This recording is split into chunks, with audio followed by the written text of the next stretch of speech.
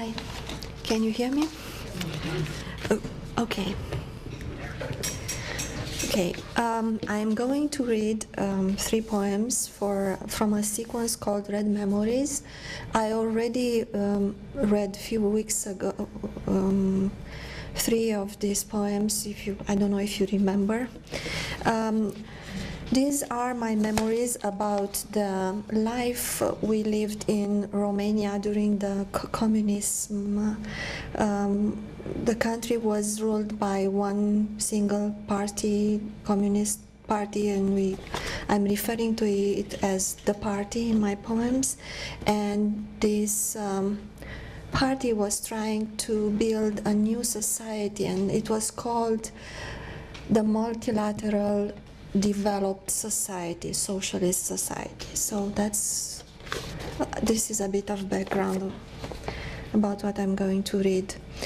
The first poem is about the Romanian orphans, about which I heard only after the communism was finished in our country, and that was in 1989. And I was surprised to see how badly these orphans were treated. They were kept literally caged, confined in their beds, and they wouldn't, play, or they were not properly fed. And here's the poem, Red Memories, Orphans.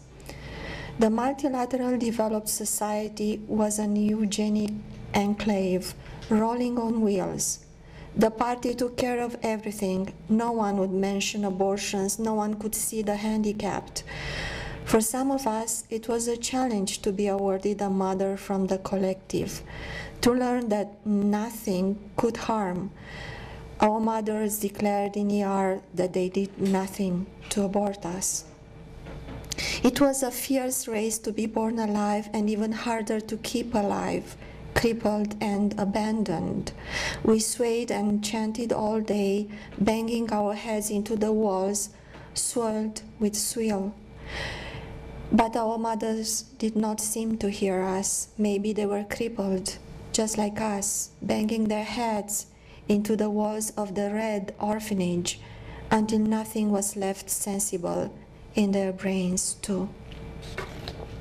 This is because eventually these kids were adopted, and some of them turned out to be very violent, and they took the MRIs of their brains, and they noticed patches, black patches of undeveloped portions of the brain.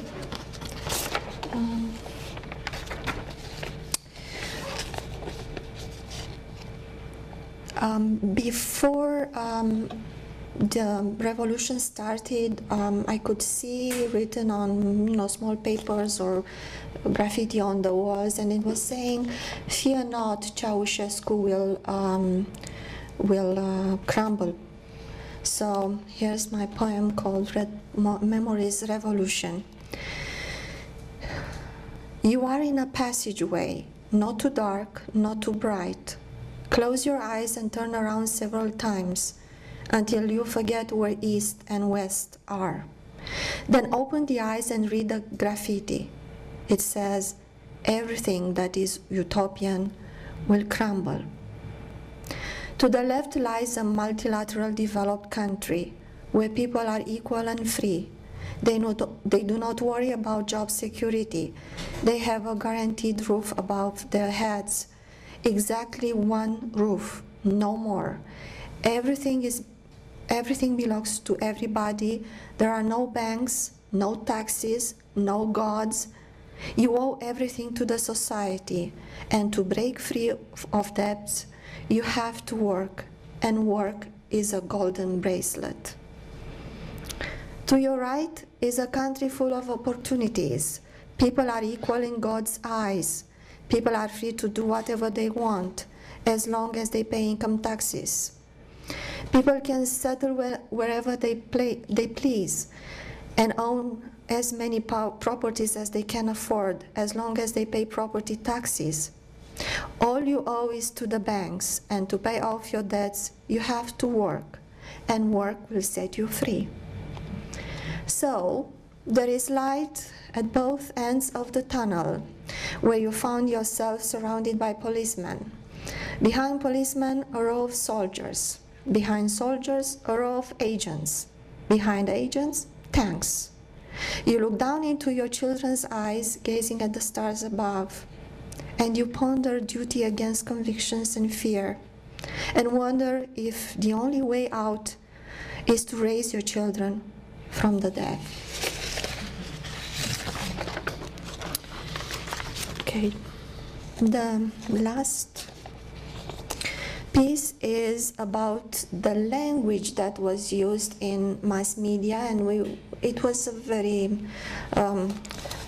small vocabulary with very repeated words, recycled words that mean nothing, and we call that the wood language. It was easy to become famous. All you had to do was to speak the wood language of the collective, shake the hands of the baobab leaders, gurgle with satisfaction when they shared monkey bread and patriotic sap, honor the leaders in uplifting poetry, and your moments of glory were guaranteed to make it to TV or to newspapers. You had another two options to embarking on the red arc and barking the wood words. One, let them bark you alive. Two, bark yourself away, enfold in a cocoon and wait for autumn, when you could abort the unsuspecting leaves, and brave the white, allow blizzards to steal your heart and mind, free the figments of your imagination. Live an alternate life, away from the soap opera of the collective, thinking that you had been scarred for a reason, and the wood language served no other purpose but to fuel the cold war of the party's leader. The survival of the fittest made you strong. You could burst into leaves anywhere and under any condition, even on the red Mars.